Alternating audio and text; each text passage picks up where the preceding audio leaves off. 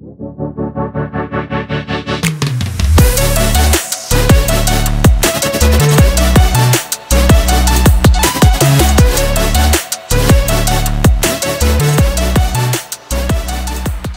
husband's family has been here for 5 generations. Our kids are the 6th generation. So for me, I was moving into a town of everybody knew each other. My husband had a place, and I didn't quite have a place here in Perry yet. From about 2013 on is when we really saw people starting to be willing to take up vacant storefronts in our downtown and open up a business. When I was running the store here in Perry, we would look so forward to that, just showcasing the town, and it's really heartwarming to see sometimes when you're in a town you don't realize what outsiders think, and wow, they bring in all kinds of great compliments. My place in Perry, and the moment it hit me, was Roberta Green Amundsen. She decided to give back to the community and buy the Hotel Pattee. It was called the Escadrille. It was a restaurant, and it had airplanes flying all over it. Upstairs in the rooms were just people renting by the month or the day. And there was a hardware store on the other side of it. She brought so much art to the Hotel Pattee and to each of the buildings that she renovated. And really, the Hotel Pattee in itself is a story. It's just like opening a storybook, telling about all the immigrants who've come to Perry and the part they've played, and to honor them. My dad used to work for the hotel, so when I was a little kid, I would spend hours and hours in that hotel with my dad.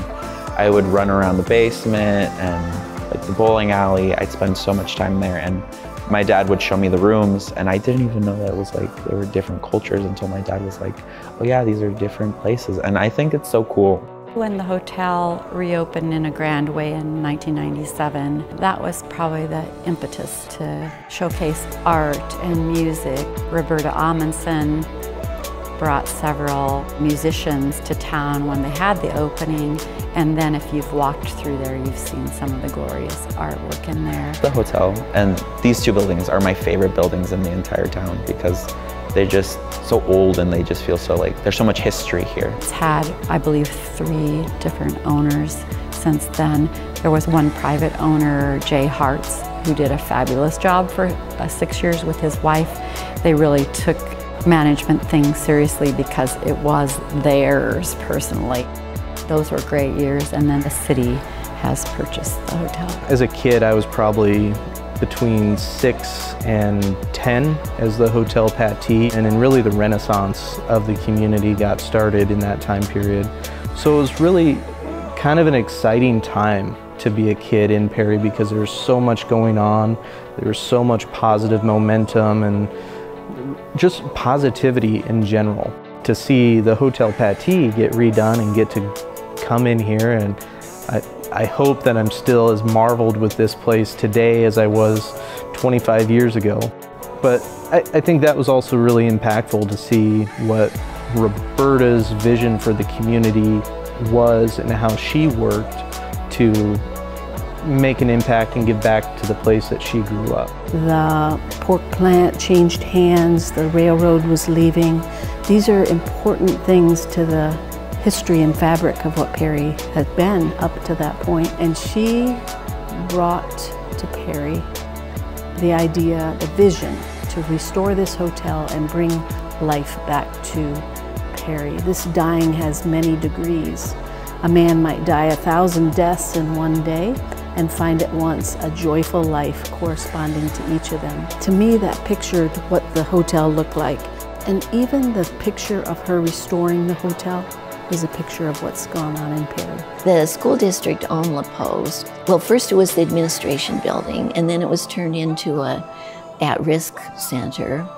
And then it sat vacant for several years, and it went up for bid twice and no one bid on it. What we ended up doing, a few of us ended up putting a bit of $1 on this building. And we've submitted our bid to the superintendent of schools, and it turned out to be the only bid. And she asked us to come before the school district, and we told them we wanted to turn it into an art and music venue.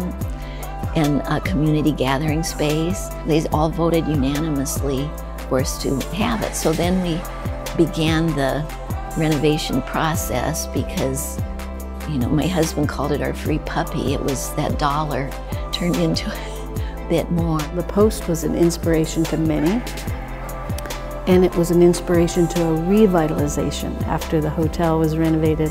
So there was a span of maybe 10 years that not a lot was happening in downtown and a lot was dying. I know Jenny Eklund and I were so eager to see what was above the drop ceiling, because the ceiling came down to the bottom of those arched windows. Le Post was sold to Tom Maxwell and his wife Vicki, and then now the city owns it. That was also really impactful to see what Roberta's vision for the community was and how she worked to make an impact and give back to the place that she grew up. So, you know, I think that's all part of, you know, my story of seeing that and being inspired and understanding that that's something that people can do, is give back to the community that you grew up in and really want to make it a fun place to live.